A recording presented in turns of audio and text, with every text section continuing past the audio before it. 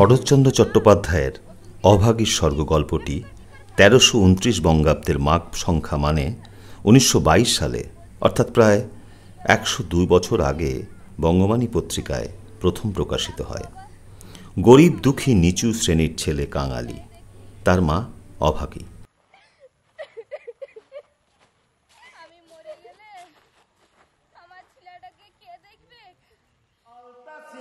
সাথে নিয়ে সতী চলে রথে, অভাগীর মনের সাথ এও রূপে মরে।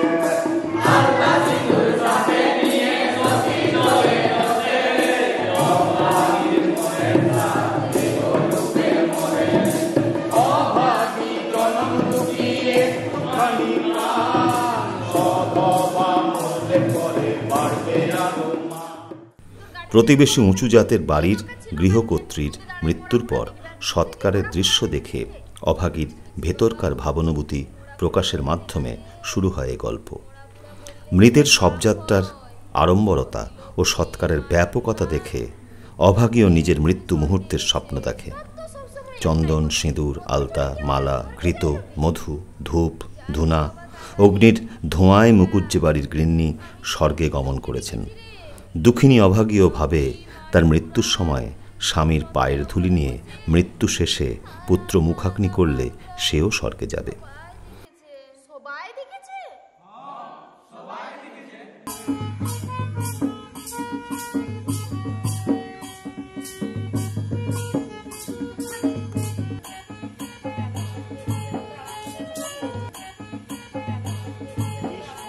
গ্রামের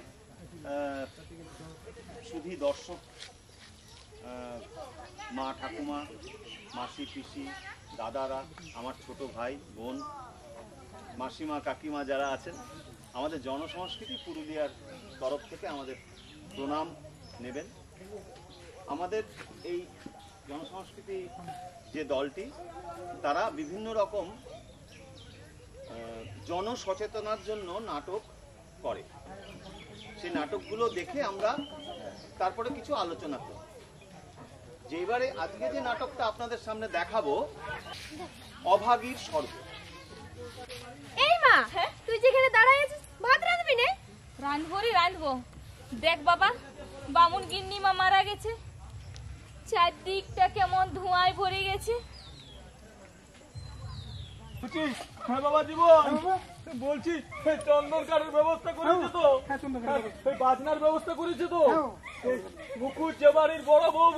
মৃত্যুর সময় কাঙালি তার বাবাকে হাজির করতে পারলেও পারেনি কাঠের অভাবে মায়ের সৎকার করতে। এই গল্পে সামন্তবাদের নির্মম রূপ, জাত বেজাতের অধিকারহীনতা, সেই নিয়ে ধনী ব্যক্তির কটূক্তি এবং নিচু শ্রেণীর হতদরিদ্র মানুষের দুঃখ, কষ্ট ও যন্ত্রণা শরৎচন্দ্র অত্যন্ত দরদী ভাষায় উপস্থাপন করেছেন। জনসংস্কৃতির পুরুলিয়া শাখার নাটক আমরা মহলা করে গ্রামে গ্রামে বেরিয়ে পড়লাম, যেখানে আজও ছোঁয়াছুঁয়ি চলে প্রত্যেক দিন। মৌলিক অধিকার বিঘ্নিত হচ্ছে প্রতিনিয়ত। জনসংস্কৃতি গ্রামে গ্রামে নাটক করে, ফোরাম করে, আলোচনার মাধ্যমেই এই জাত বেজাত জঘন্য প্রথার বিপক্ষে প্রশ্ন তুলছে। মানুষ ভাবছে। মানসিক পরিবর্তনের এই প্রক্রিয়া মহলা থেকে মহল্লা নাটক নিয়েই গ্রামে গ্রামে চলছে, চলবে।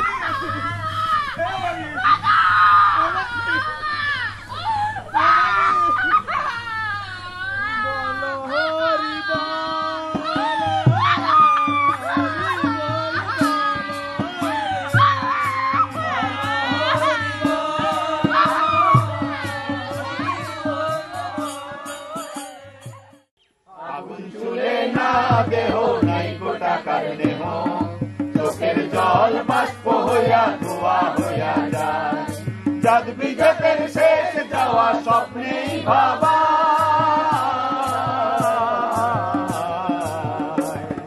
স্বর্গ নরক বহু দূর কেউ কি শেখা যায়। গরিবের শেষ ইচ্ছা বিদেহ লা লা লা লা লা।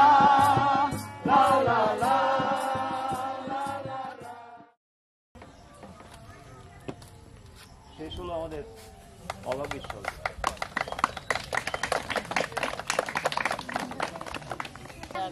হ্যাঁ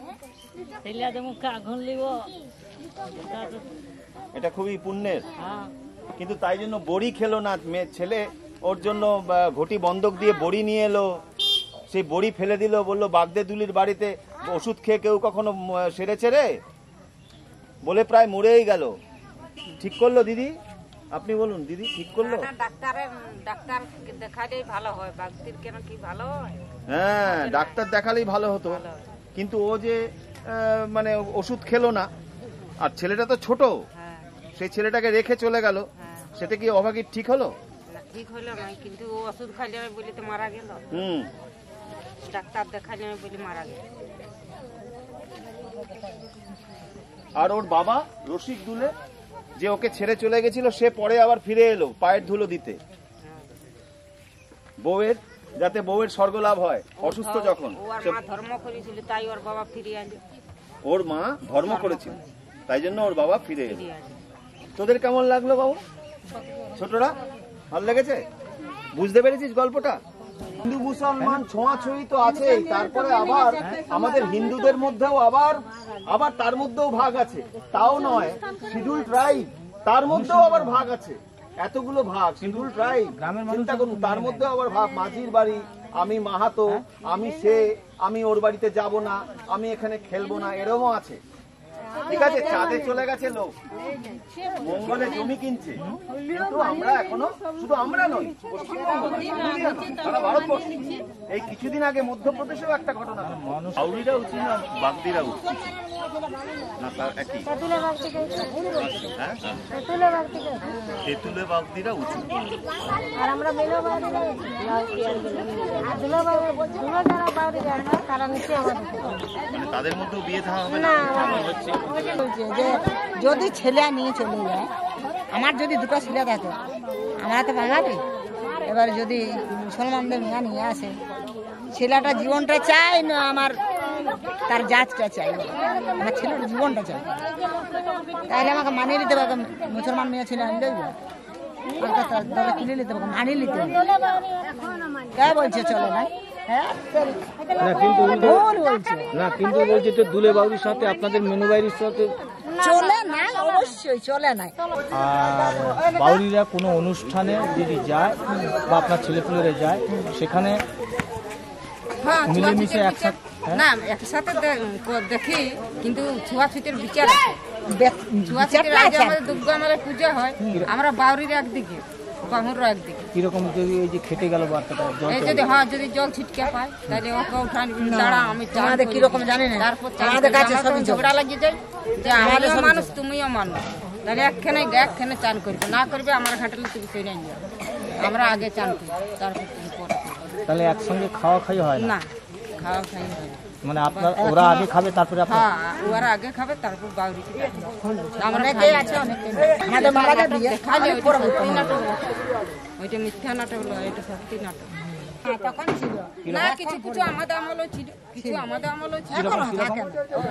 একটা অভিজ্ঞতা বলুন। হ্যাঁ, যে কি বলে যে কাঠ নাই পাত নাই, কিসে পড়াবো, ফেলে দিত, মানুষকে লেগে তুপিয়ে দিত। এখন পড়াচ্ছি, এখন আমরা গরিব, আমরা গায়ে আমাদের জাত ভাইরে, আমাদের শুধু বাউরি দেখে না খুঁজবো যে আমি পড়াতে পারছি না, আমাকে কাঠ দাও, আমি মোড়া জানি। সকলকে আমাদের জনসংস্কৃতি পুরুলিয়া শাখার পক্ষ থেকে ধন্যবাদ।